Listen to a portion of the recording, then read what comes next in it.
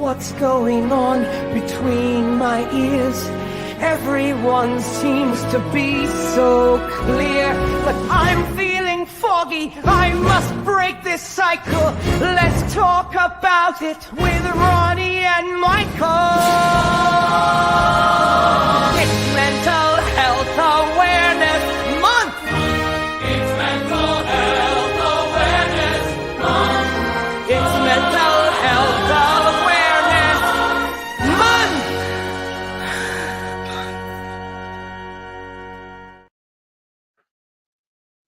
What's up, everybody? Welcome back to the Judgement Seesaw. Once again, I'm your host, Ronnie Evans, and I'm here with another fantastic guest from the fantasy sports space, Michael Sicoli. Before we introduce Michael and jump into everything, though, if this is your first time watching, the Judgement Seesaw is a concept that was taken from economics and parlayed into therapy, and it operates off of a simple equation. You cannot judge and be understanding simultaneously. It's a fun exercise. If you want to go try it out yourself sometime this week, try to be actively judging and understanding it at the same time, and you'll find that you can't. So the Judgment Seesaw is a good way to check yourself, make sure that you're listening, make sure that you're really trying to put yourself in another person's shoes and not pass judgment when it's not needed. It's just a really, really great step and check to help us with communication and understanding in life. And I want to communicate and understand more about Michael Sicoli. So, Michael, give us just a little rundown on like what you got going on in the fantasy sports space and a little background on you, and then we'll dive into the mental health stuff. Sure. Yeah, I appreciate you having me, Ronnie. It's a great idea. I think it's obviously a great cause and something good to dive into. So for the fantasy space, I run the IDP newsletter with IDP Plus. Been part of them for the last 2 years, and I do a lot of stuff with Club Fantasy FFL as well. I run a Dynasty show that I had this morning with them, and do a few things like that. And for the real life purposes, I cover high school sports over in New York. And actually, I put in the show notes a little bio on you and all the different places you're working out. Shout out to Josh and Faith over at Women of Fantasy Football. I know Club Fantasy and them are very much intertwined. We won't say who it is on air, but I am aware of a friend of mine who is joining the team, and I'm really excited to see that announced here soon. As am I. And so, listen, man. So fantasy football is important, it sort of, but mental health is definitely like way, way more prevalent, important, and it affects everyone, whether it's you witness it with someone else or you experience issues on your own. And when we talk about fantasy football content, analytics, whatever, predictions, we really do have a finite audience, but I hope that this episode and all of these episodes can find a way to like break out of the fantasy football sphere and help people that maybe are not as interested in sports. So speaking of like not speaking of fantasy football, sorry, speaking of mental health, let's dive into it a little bit with you. And before we go into some questions real quick, can you give me just a short 30-second, 1-minute background on you and your relationship to mental health? Yeah, it's something that I've been aware of. Don't think I really was treated until the last few years, but I'm 23 years old, and in the last few years of high school, I definitely dealt with some struggles in that avenue. And then once you move on to college, you change environments, you change friend groups, you figure out who you are and so forth, and you kind of get put through that crucible, which I'm sure we'll talk about to a degree. You get challenged a little bit more, and it's almost like those the pressure videos, where you have the steam pumpers, and it's just pressing down, and eventually it's going to spit out, and hopefully it's just not too bad when it's spit out. So yeah. So it's things like that where I wrote about it a lot with my college newspaper. I don't have that opportunity as much anymore now that I've graduated, but it's a topic that's always been important to me and something I'm still very passionate about. Well, I love that. It's part of the reason why you're on the show, and it's an important thing to not only discuss, but to share and help other people who might not be ready to share themselves yet or are learning like what is going on with them and how can they address that. And so your background, just in general, moving away from mental health real quick, because I think the sports industry can tie a little bit into some of this, but how did you begin your sports journey and your journey into content creation and media? And then what are some of the challenges that you face that might fall under the mental health umbrella as you got into all of this? Sure. Yeah. No, the two things I loved doing growing up was reading and playing sports, and that I think it's because I was an avid reader that I turned into an avid writer. The two tend to go hand in hand. So Sure. and so my love of sports, I played soccer my entire life. My love of sports kind of got combined with that love of writing. And that led me to go to Quinnipiac University, study journalism, get a master's in sports journalism to go out and do what I really want to do, which is covering sports. Is something I'm currently doing, and hopefully getting to that next level at some point. But yeah, no, when you mention sports media and mental health, it's certainly not a clear connection, but there is 100% a connection in the same lens that everyone else deals with in their industry of, especially with journalists and sports media, there's deadlines. And Hmm. creators are well aware of deadlines. They might be softer for some of us than others, but for myself, I work with Newsday, I work with the newspaper. We have hard deadlines, and things like that can then it poses stress. There's a lot of changes Sure. on a day-to-day basis. There's a lot of things that you need to reach on. I'm very grateful to be working with Newsday, so it's something that I hold myself to a very high standard, and in doing so, that certainly has an impact on my mental health as well, because I struggle when I make mistakes. I'm very much Sure. so You're hard on yourself? very, very much so. Um, and those things lead to spiraling, and spiraling leads to more of those thoughts that you try to move away from. So it's something that you deal with on a day-to-day basis, and hopefully it never piles up too far. Yeah, and so like you're talking about deadlines, and there's definitely like there's a lot of pressure that actually I think can be it's a little different if you're working in sports media, especially if you're doing analysis, then there's pressure not only to meet your deadlines, but also like once you put that content out there, it's either right or wrong. There's pressure there to be correct. There's a lot of strife that can be experienced when you get things wrong and bases come at you for incorrect predictions and so on and so forth. I do want to say that like meeting deadlines and dealing with a demanding work environment is pretty standard as you move up and up and up in at least in the US. I can't speak for other countries, but I'm bringing that up because somebody who doesn't deal with any semblance of true like recursive mental health issues might look at that and be like, oh, pull yourself up by the bootstraps and tough it out. The point of this show is to learn about why, for certain people, when they are faced with really rigorous challenges that many other people can overcome, they run into roadblocks. And just I forget who it was, but somebody used the term like the insidiousness of mental health issues and the way they kind of filter their way in without a lot of realization up front. Um, I like that you're doing a lot of sports stuff.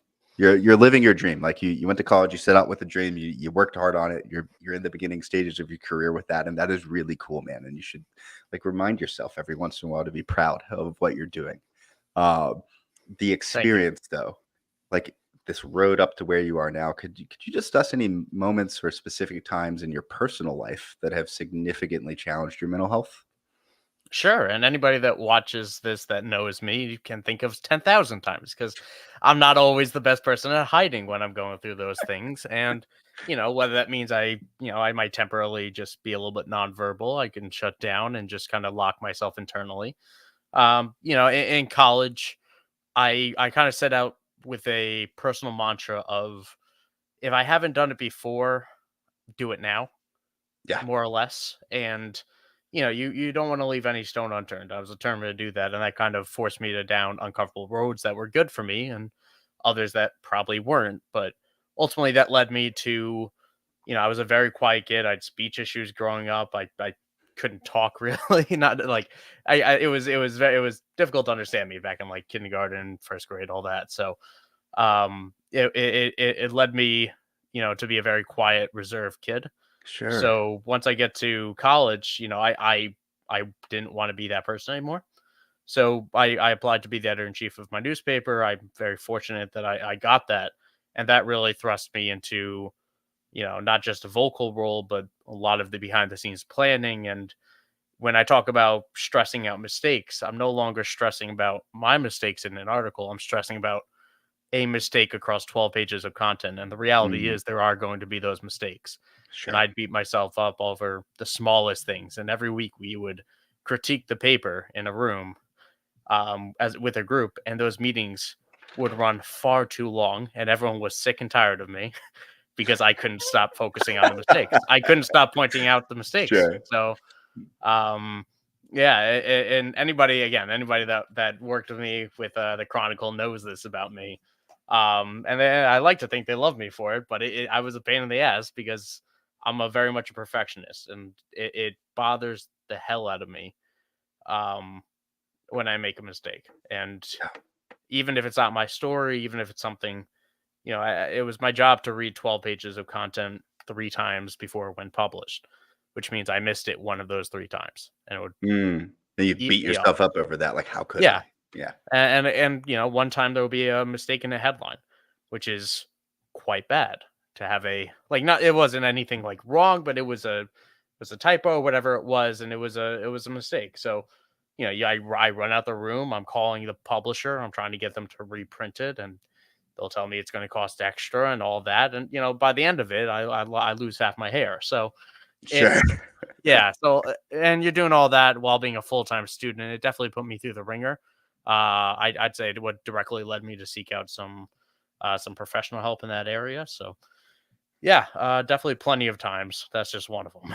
Sure. Well, I mean, perfectionism, we've talked about it a lot on a couple of the other episodes so far, but it's like the enemy of healthiness, really. Like you can't be perfect with everything. The most successful people in the world are not perfect all the time. They probably actually mess up a lot, but they've just worked and worked and worked. One of the things I want to share with you, Michael, are you familiar with the scale of perfection? I'm not calling it the right thing, but it's used in therapy, like the perfectionism scale, 20% to 80% to 100%. It sounds very familiar to the point where I think you'll tell me and it'll jog my memory. Sure. Well, I talked about it a couple episodes ago with Trash Sham, which is she was talking about the same thing. She's an editor, a lot of pressure. And it's something my therapist had to hammer home with me over the last couple of years because I was very similar to you and I still am. I have a hard time, not actually with the end result perfectionism and critique, but more like I can't get started on things because I'm so worried about it being perfect. The perfectionism scale, as I'm calling it, basically says like you don't want to fail. You don't want to do stuff that's not good enough, right? But that's like 50% effort and below, right? So give above 50% efforts and you're probably doing good enough. And like 50 to 80% on the scale is where you want to fall. And you might not feel like it's perfect, but 99% of people that see it are going to think either A, it's perfect or it's good enough. It's when you start going above good enough and trying to really like hit home runs every time you do everything, it leads you to this really caustic relationship with yourself and your output. And it's detrimental to peace and happiness. And so That's if you don't mind if I jump in, because that sparked the thought of, that is something that obviously I struggle with, but the real, it's hard not to tell yourself that it's okay, because I constantly feel the need of, if I lower the bar once, I'll lower it permanently, or I will never raise it again. So if I don't care about the misspelled word on the 7th paragraph of the 3rd column, if I don't care enough about that, then I might miss another misspelling in the 2nd column, and eventually it becomes to a lower quality of paper. And it's something I go back and forth on, because we had a very successful year, but I constantly think about whether it was worth it, and I still don't have the answer to that, honestly. I still think I'd do it again, despite the harm it caused me. And that's that's the paradigm.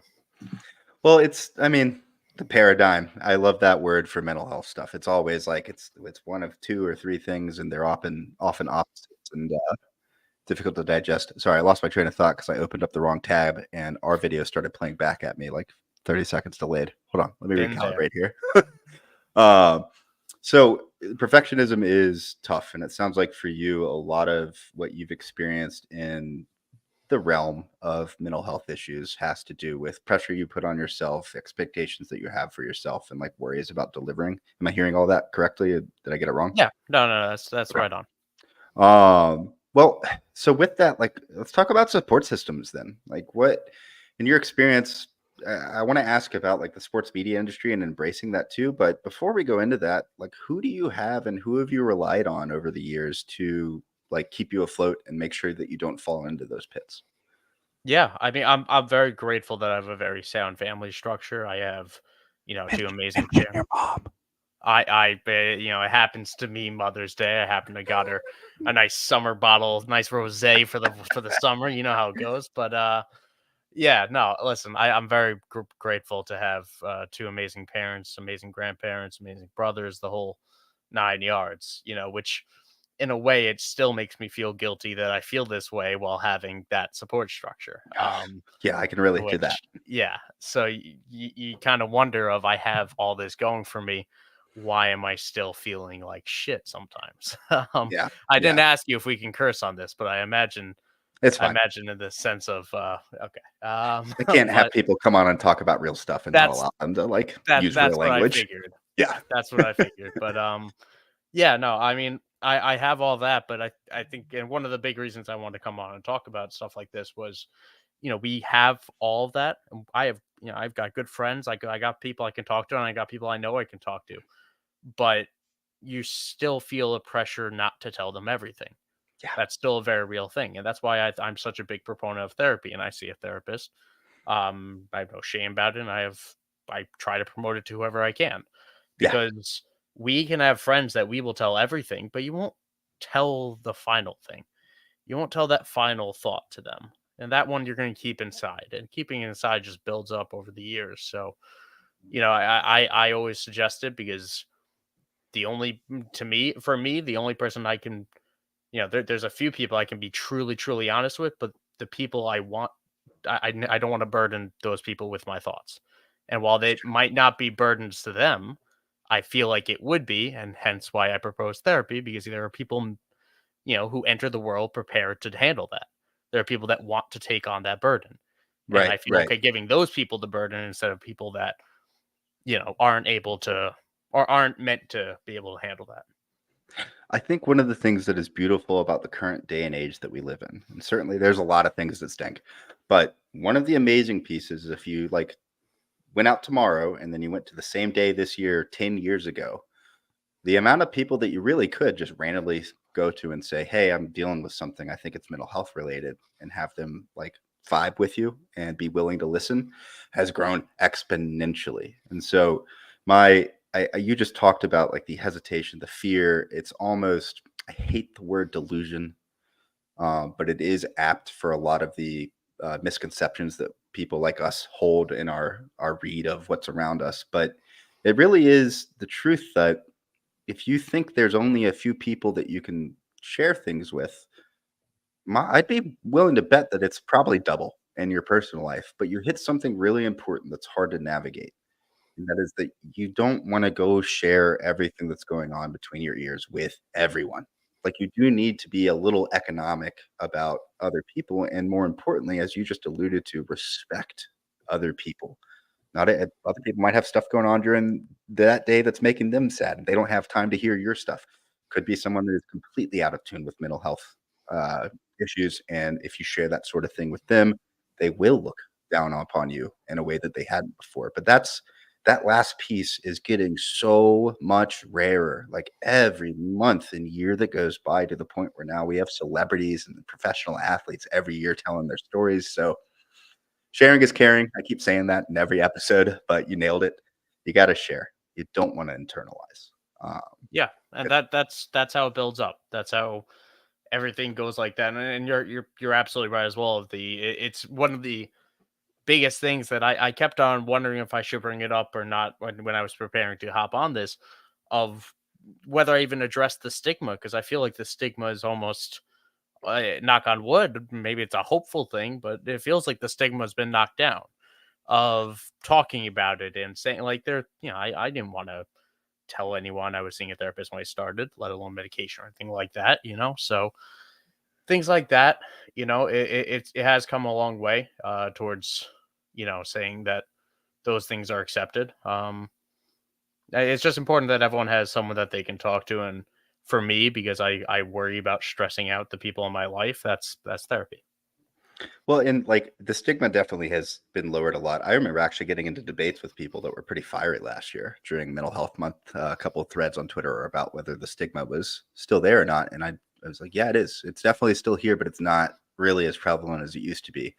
The more important question then, in my opinion, is okay, so we all accept everyone, or we try to accept people with mental health issues. That's great. The door's open, but like what's inside the room that we're walking into? What's next?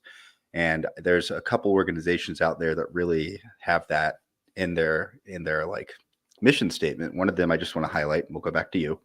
But Active Minds, they've got chapters all around the country. I spoke with their rep and asked him that. And I was like, is this really about the stigma? And he was like, no. Like we have found in our research that the stigma for the most part is taken care of. There's still, it could be improved always, but we are much more focused on like, okay, so what do we do with that? Now that we have this opening, how do we change this for the youth and the kids out there that are struggling and help prepare them to, live a happy and healthy life, not just without the stigma, but with like a plan and an environment in place to help them stay afloat. And so anyway, side tangent there. Stigma is real for sure. But if you look back 5 years at a time throughout American history, the stigma has been getting beat down over the last decade or so. And I love it. I love it. Yeah. No, I love that analogy of you're walking in, we've opened the door, but what are we walking into? I love that, because that's a big thing of, while we might, because I was looking up some stats and I tweeted a few out in accordance with this video, from the Veterans Network. They work with primarily veterans, but obviously veterans are a big part of the mental health problem in the United States right now. 76% of Americans believe that mental health is just as important as physical health now, which is certainly not the case in past years. That's huge. Yeah. That's amazing. Yeah. But simultaneously, 74% don't believe that it's accessible to everybody. Yeah. And that could be due to insurance. It could be due to, the stigmas that still exist in other communities that aren't our own. I can't speak for every community in America, because we all grow up with different family backgrounds and different opinions of therapy and things like that. So all those things, and I think telehealth will be the biggest helper to doing that. But it's still, only 7% of people in the United States use telehealth, despite us all knowing about it at this point. So it's a process. But right now, the door is open to an empty room, and Yeah. someone's got to fill it. Has that been your experience with the sports media industry so far? Like people are pretty open and welcoming. Have you run into any issues with that? I'm very fortunate that everyone I've met while I'm at Newsday is it's very much a family environment. I love who I work with. I love everyone around there. I'm not just saying that because they pay my bills, but no, but it's I haven't had any issue bringing it up with people, and I've upfront told my boss once upon a time of, I'm having, I'm off today. I need a mental health day. Yeah. I'm not necessarily taking a day off, because I struggle to do that, and that's another problem that Fair enough. I can't take days off. I just can't. So, especially for no reason. Share that But, with like, me. You can give me a little bit of that skill so you're not as hard as yourself on it, because I definitely am pretty apt to take days off if I need them. I'm the opposite. Yeah. No. It's yeah, that's a problem with me. I throw myself into work. I care very much about my work. It's good and bad for me, where, it can be a distraction. It can be something I, work towards. And when it comes out right, it makes me feel a lot better at the end. But when it messes up, it's like doubling down almost, in a way of, I can work all week on a project, and that project comes out. If there's one thing wrong on it, then I double down and lost. If it comes out, then I break even, and all of a sudden I'm back to level state. So I have a good system there where I can, my boss is very easy to talk to, and I love him for it. So that's I definitely have, that blessing that I think a lot of people in office settings don't have. Yeah, for sure. For sure. I've worked in a couple, and it's not always like that. I think uniquely the fantasy football industry, for the most part, if you work for a site, there it's pretty loving. Oh And yeah, so and I'll add in as well that without exception, Club Fantasy FFL and IDP Plus, those teams have been unbelievably understanding of what I've gone through, and it's been a difficult year for me, my family, and some other stuff going on. So there's been times where I needed to take a week. There's times where I can't get to something. And especially Nate with IDP Plus has been just so understanding of the things I go through at times. So nice, nice. it's good to see in the space where all of us are doing this, or almost all of us are doing this for a side hobby, something that we're passionate about. We're building into something a little bit bigger, but it's certainly not the thing that is putting bread on the table or something that we're even necessarily looking to do full time or anything like that. It's a side project for a lot of us, I think. Yeah.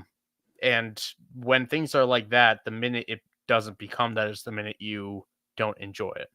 And so I think walking that line and working that balance, so much of it is dependent on who you're working with. And if you're working with the right people, you can kind of space out that journey. So you're not trying to sprint through it and you're taking those slow, steady walks. I love that. I'm a sucker for analogies, if you can't tell. Hey man, well, you're a writer. Like you and I both. Exactly. We could do another podcast and try to do like every sentence we say as an analogy. As an analogy, I would love that. We'd probably be able to play. Maybe we will. Let's think about that. All right. So we've been breezing. How much time have we been on? 26 minutes.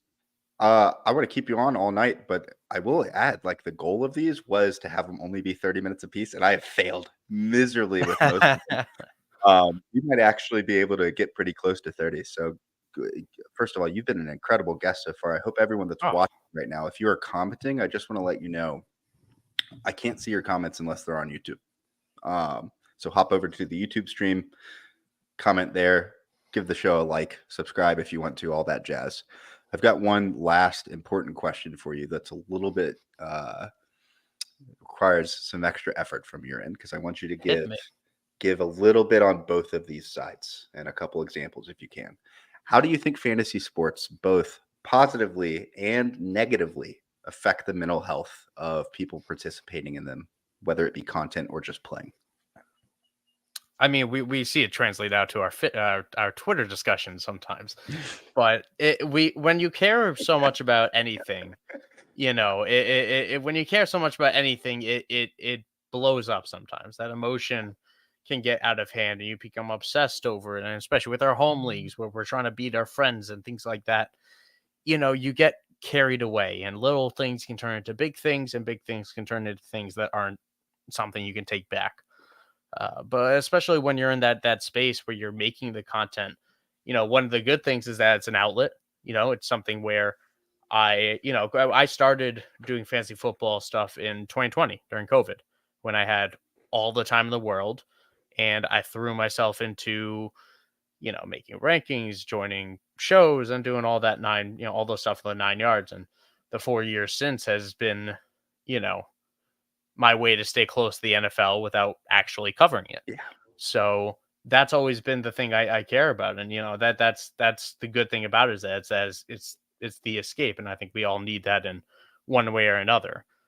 But, like, there are obviously cons as well. And one of those as well kind of ties back to what I was saying before about things being, you have deadlines. And while fantasy football groups, we are, like I said, Nate, everyone, they are so flexible with everything, especially when it comes down to mental health. And I'm very grateful for all that, but you still hold yourself to the same deadline. And I think that's something that both has made me successful and has also hurt me at times, is I will still try to hit that even if I cannot do it. And sometimes my product will suffer as a result. There have been 1 or 2 weeks where, my newsletter is not as good as it should have been, because I couldn't get there that day. I couldn't do it that week. Something happened. Something went down, or nothing happened, and I was just in that space, and I don't know why. So things like that, it's difficult, because like I said, I still hold myself to that high standard. And when you hold yourself to that high standard across everything you do, it becomes increasingly hard to hit every hurdle that you're going through in that race. I'm not an athlete anymore. I gotta, I gotta, I gotta, I You're gotta only get a nice 23. water. Come on. Yeah. No.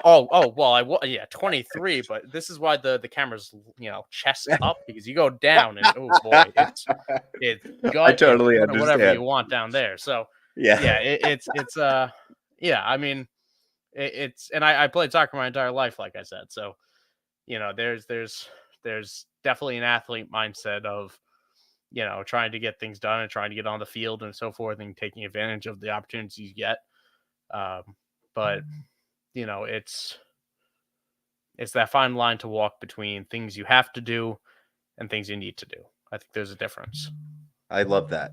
That's a Again, difficult for thing. more analogies, what's it called? Not even an analogy, but like what's it? Symbolic. I don't Metaphor? know. Metaphor. Thank you. Yeah. Metaphors and No worries. similes. That's what you got here. Um, so just feedback for anyone that goes back and watch this. These will be on YouTube forever. And if you are a person who runs a company or a website and you have standout employees, people like Michael, who are like always trying to give an A+ effort on everything and working really hard and cranking through content, what I want you to take away from this interview is that you should keep an eye on those employees and make sure that the amount of work and effort that they are putting on their own plates isn't negatively impacting them in their personal life. It can be easy to overlook that, especially when the returns of an employee that's really like going gung-ho 24/7 are great for the business. But burnout is real. People's personal lives matter. Their mental health matters. And it is not just you, Michael, but it's prevalent. I've seen it in certain jobs. I've had jobs before where I had stints where I did the same thing and just like couldn't stop working and had to do everything perfect. And it screwed me up. And some people can handle it better than others. But again, for employers, especially content creating employers that are running some of these websites, keep an eye on your most voluminous employees or contributors and make sure that Yeah. they're not burning themselves out. And I think just to go one step further with that, I mean, it's something that I think about constantly of, whenever I do get praise, it sticks with me. It is so helpful to me sometimes. And I'm not comfortable with it at all. Okay. Like in the slightest, I would rather walk on coals than hear it said to me. But it's still something that you know your work is noticed, and it's a very it's something I've had with Newsday where I've got a call from my boss about things and we're talking about something else and he says I know you're busting your ass and I appreciate it, like stuff like that. It really helps you get to the next week. So Do you you think know that sort of thing like validates, like if you're working really hard, you're not hearing anything back from other people that have noticed it, kind of can wonder like, is this work worth it? And then when you get that kernel of evidence, it fulfills you and makes you feel like continuing to push forward. I think validation is the right word for it. Yeah. It's something that tells you that you're doing things right. And I think the very big thing of when you're leaving school and you head into the real world, you're not necessarily getting grades anymore. Yeah. You're submitting stuff and you're hoping it's good, and a lot of times you don't hear back, and that's fine. And that's one thing I love about this my industry is that a lot of times you do hear back, because the people looking at your stuff are editors and they are Yeah. specifically trying to rip it apart so it becomes better. And Right. I love that because I enjoy bothering myself with criticism that Yeah. is Yeah. inflicted. But that stuff it's a very important thing I think to offset. When you go through that on a normal basis and it's all helpful, it's all good, but to get that extra pat on the back it's always welcome.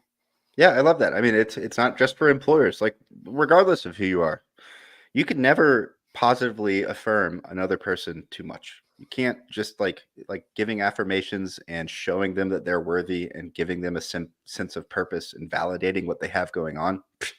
There's never enough of that. So, like, I It's love it. yeah. And I know we're already over the 30-minute mark, and I promise It doesn't really matter.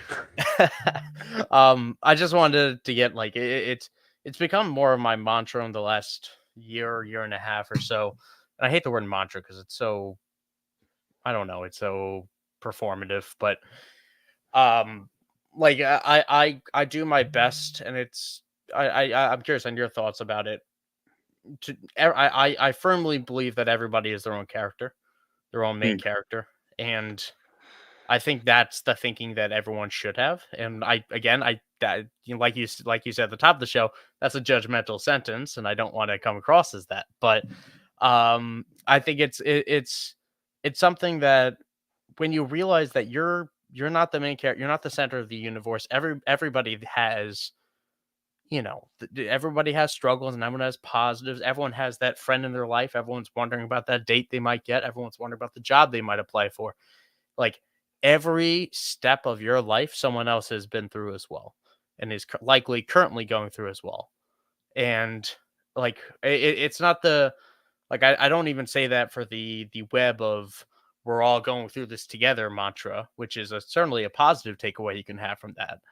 But I really believe it in the sense of everybody is going through their own battles. And mm, when we're all going through our own battles and we feel like we're that main character and we're the knight taking on the knight doesn't have an army take it down with him. A lot of the times, it's the one hero taking it again back to symbolism and stuff, but it's the one fairy tale hero taking it on. And I think that thinking that we all go through that is important because I think if we constantly think that we're all fighting the dragon at some point, it makes us a little bit more understanding of the crap that goes on. yeah. Well, I think that my thoughts on that would simply just be like, yeah, we all are kind of our own main characters. We each live our own lives, so on and so forth. Sure. But what people lose sight of, and I've learned this through therapy. I thankfully it's like a job many years ago, and they were like, "Hey, narcissism." I was like, "Oh, am I a narcissist?" They're like, "No, but you're borderline, and you need to work on it." And what I realized for me, and I see it now with social media, a lot of like main character syndrome is a like that's a phrase now because of what's happened over the last 10 years Mhm. with social media. You are your own main character. You're living your own life, but don't forget that the people that you interact with are part of that story. Like they're part of Exactly. your life. And so Their it's own not story. you by yourself. And then if you can layer on top of that, that they have their own stories, you become truly understanding, less judgmental, more receptive, and you can become cohesive with your surroundings. And it's Yeah, just makes it's you the a better person. it's a trippy thought that I have when I'm driving by that, you know, I'm I'm driving by this person and I'm just the silver car going by. Mm, And that's what I am to them. I'm a fleeting memory. Maybe my music's playing loud and that's the thing. They're like, "Oh god, that guy." And that's it. That's a part of their day. Because yeah. we have those thoughts when you're merging and you're merging on the highway and somebody does, switches lanes without thinking, you go, "Ah, that guy." Yeah. And I'll say Son of a words that I'm not going to say, yeah. yeah. So, um, and then that person doesn't even know what's happening because they're on the phone having a fight. And that's their main story. You're not even a part of it because that side element wasn't developed. So, Right. it's the storyteller viewpoint, I guess, that I am clearly chosen the right line of work for me. But Yeah, man. uh, Do you know the Japanese philosophy ikigai? I don't. All right, we're gonna close with this. You'll love it. Hold on, let me pull up a diagram. And So while this you do is that, I'll say as well that you certainly don't come across in any way as a narcissist. So I'm I proud of you that you've come such a long way you should at have that met me level. when I was 23 and I just finished like spending 4 years with the coolest possible job in the music. I thought I was the I'm proud of myself. Thank you for saying that. I've worked really hard at like curbing those instincts. And for me, the narcissistic traits were a direct result of coping mechanisms to deal with trauma that I was internalizing. So, like, working through all that has helped me work through everything else. Therapy is important, guys. All right, let Yep. me save this image and bring it over. If you're watching, just hold on. You're Oh, going to you could. enjoy this. Um, so, Ikigai. For me, I found my Ikigai last year, and it was a bit of being vocal about mental health awareness and helping the industries that I'm a part of stay in tune with that. And then, second fold, AI. Um, and like trying to figure out how to navigate that and help the people in my life navigate it as well. Ikigai is a Japanese philosophy. Uh, it's a Japanese philosophy where it basically is how you can find like happiness and purpose in life. It's been around for thousands of years, and my therapist showed me this last year. But Michael, I think you've in many ways found your ikigai through writing and editing and working in sports. You were able to recognize it early on, like to find meaning in life. A lot of people are very, very much in a place where they're still searching. They don't know where their life is supposed to go, what their meaning in life is supposed to be. They're uncertain. And if you are at home and are trying to like figure out a new job, or you want to switch career paths, or you're not happy, this diagram, if you go draw these 4 circles intersecting on a piece of paper and look at this diagram and fill in each of these, leave the middle one open, and it will tell you what your chosen like path and ikigai and true like just happiness centered around work could be. So I wanted to bring that up because this whole time you were talking about like everything you love about work, your path, your college experience, everything has led you to this moment and you want to continue on through it. That's rare. Not a lot of people are able to find that path so early on. And like, be proud of yourself, man. Give yourself a pat on the back when you're being hard on yourself for things not being 100 out of 100 perfect. Think about just, is it good enough? Now, I want to caveat that if you're editing an article, you need to do it perfectly. You don't want to have misspelling in the title. And you shared that earlier. Just if it makes you feel better, I'll share my 3rd, 4th episode. I had Brendan Booth on. Shout out to Brendan. He's amazing. And then I had Brian Ford on.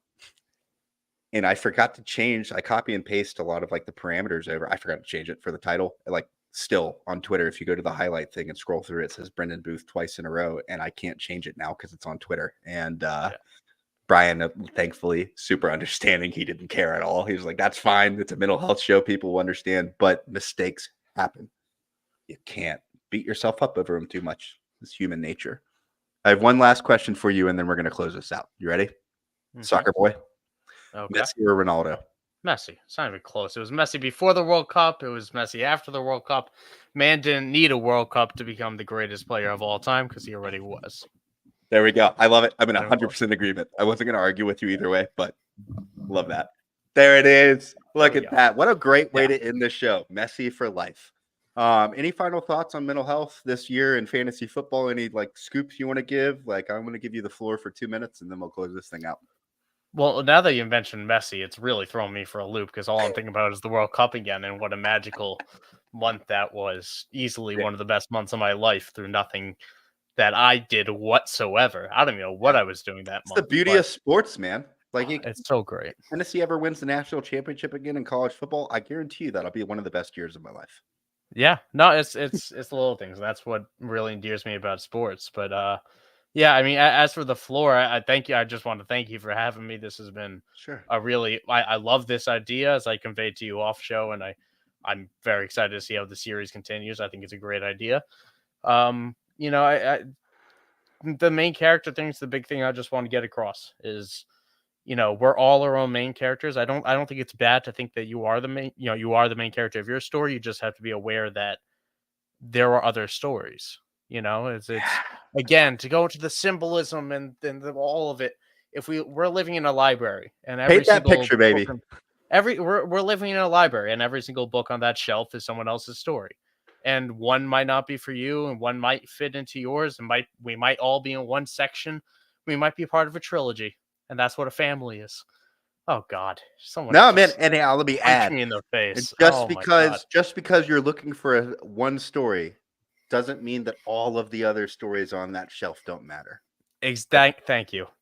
That's what I'm trying to get across, and sometimes I can get too artistic, but you're crushing it. Yeah, that's exactly what I'm trying to get across.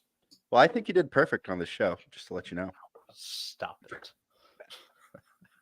For everyone else, I've got, first of all, thank you for coming on. Doing this again. I got 15 more through the rest of the month. I'm not going to mention who it is yet, but I have I'm very humbled and tickled. The level of people that are coming on to close this month out is going to be pretty special. And I'm really excited to announce that final week slate. But in the meantime, If you're watching right now and you haven't yet, I hate it when people say this, but it has to be done because this is a literal 10-day-old YouTube channel. Subscribe. Hit that button. Thank you. And in the meantime, you can follow Michael. It's at Michael_Sicoli on Twitter. He's got his eye on high school sports, which is a unique perspective in the fantasy content creation space. And he's also doing great stuff at IDP Plus and Club Fantasy, both of which I love. Nate, I love Josh. I love I love all of the crews you're with. I love you too, man. And thanks for hopping on. Thank you. Thank you. Absolutely. All right. Until tomorrow, I'll see y'all later. What's going on between my ears? Everyone seems to be so clear, but I'm feeling foggy. I must break this cycle. Let's talk about it with Ronnie and Michael. It's mental health awareness.